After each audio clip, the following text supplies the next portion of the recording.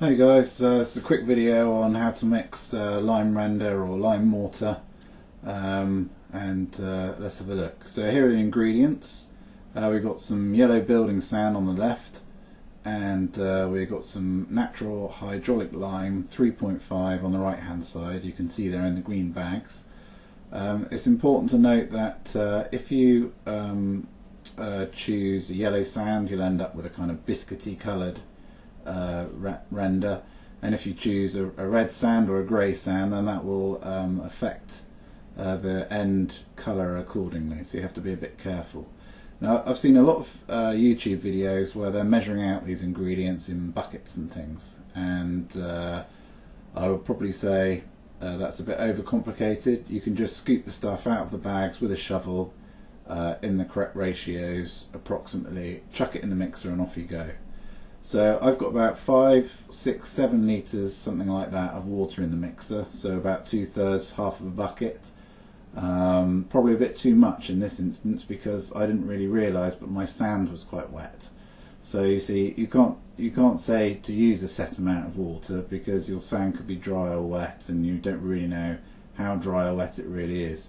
So just put in, I'd say, probably 5 litres of water in a standard size mixer, and then just keep adding your dry ingredients at set ratio as suggested on the back of the bag until you get to the right consistency. So the consistency here is the most important thing, because obviously at the end you have to work with it. Now, until you've worked with lime render, you probably won't know what consistency is a good consistency, but really what you're looking for is something which is really nice and workable, i.e. it's plastic, it kind of holds its shape after you've moved it, yet it's soft enough to trowel onto a wall or put into a mortar bed easily, without requiring too much effort. Now, I've had to overdub this video because as soon as I put the concrete mixer on, everything went a bit nuts, and all the levels were shot, so this overdub was required. So we're going to turn the mixer on now and get going. So this is a cheap mixer I bought off Amazon. You could use any kind of mixer really. I've mixed probably 20 tons of stuff in this mixer, so you know, pretty good for a home project. Quite noisy though. So here you go, here's the sand going in. Got 3 of those, and now for a scoop of lime. So that's your first 3 to 1. Try not to get that dust in your eyes because it'll sting if you do. Another 3 sand.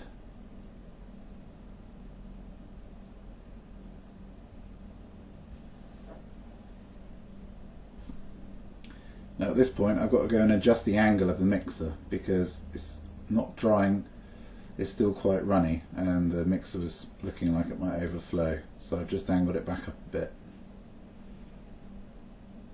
Now you can see that is still pretty wet in there, and that's probably because A, I put a bit too much water in to start off with, and B, the sand is wet. If it's been raining and you're using the bottom of a dumpy bag of sand, it's quite likely to be wet. The water filters down to the bottom of the bag, and I find typically after it's rained, the bottom of the bag can have quite a lot of water in it.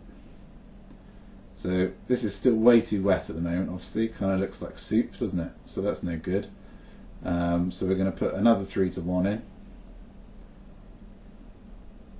There goes the sand.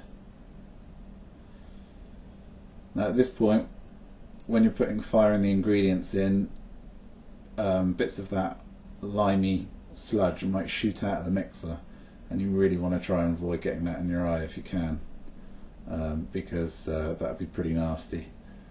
So if you do get some in your eye when you're mixing it, then it's well worth making a bit of a fuss early on. Go and get your eye right under a tap and hold your eyelid open and flush it right out, because if you don't do it quickly, then you could get a chemical burn on your eyeball. So they're very nasty. I saw my mother-in-law get some lime putty in her eye once, and she had like a lump on her eyeball, which so it's well worth putting a bit of effort in to wash your eye out properly if you do get any in there. Now that's still too wet, so we're gonna put some more dry ingredients in there now.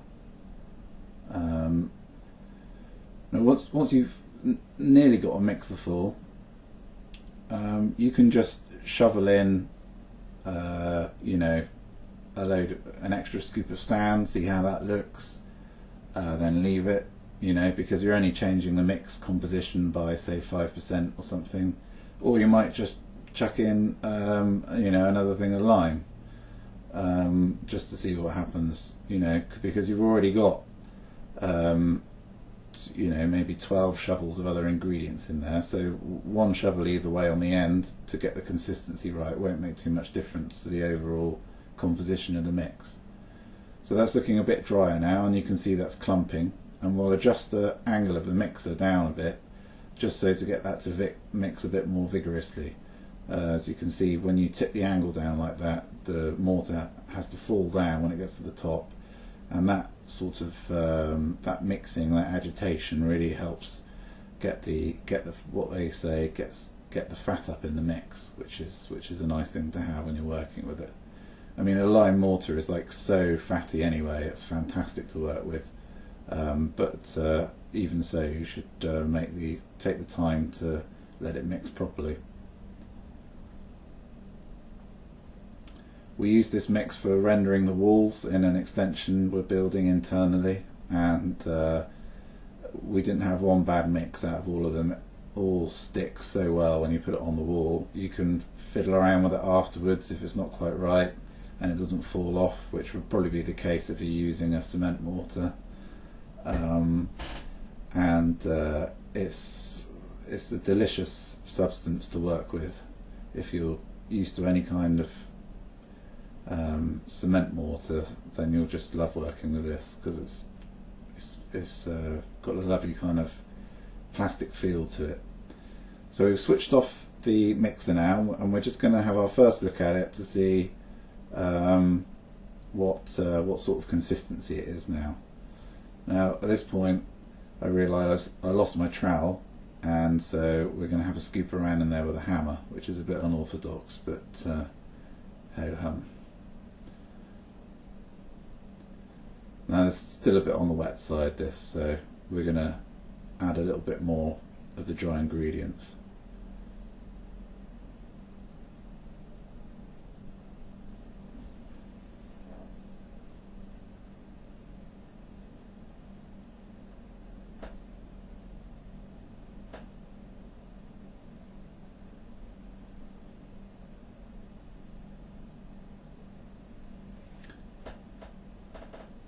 So we only need a bit more, I think.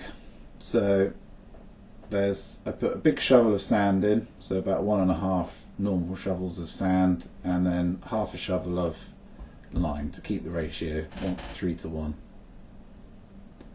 And as you can see, that's looking quite a bit stiffer now, and I think after a bit more mixing, this mix was ready to go.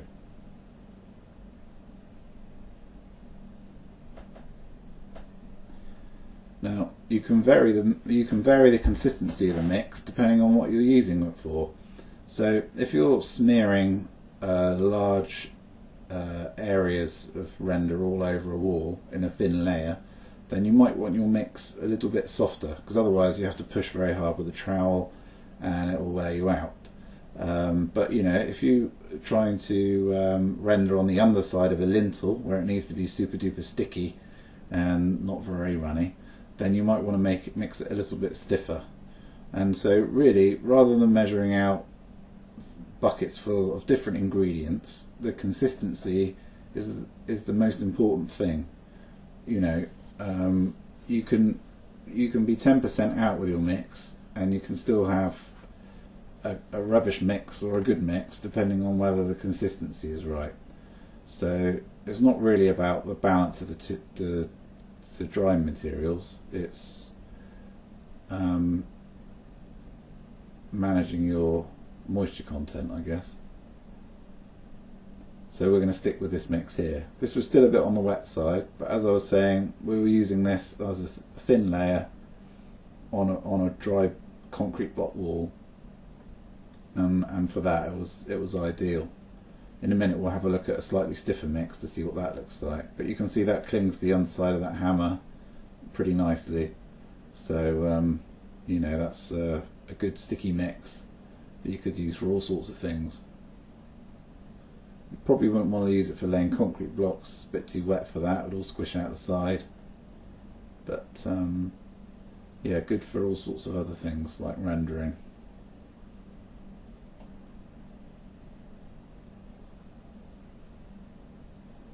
See, as you poke it about, it holds its shape, and that's a good indication that you've got to the right consistency. Now later on I mixed another load, which I mixed a bit stickier because I was doing the underside of some lintels.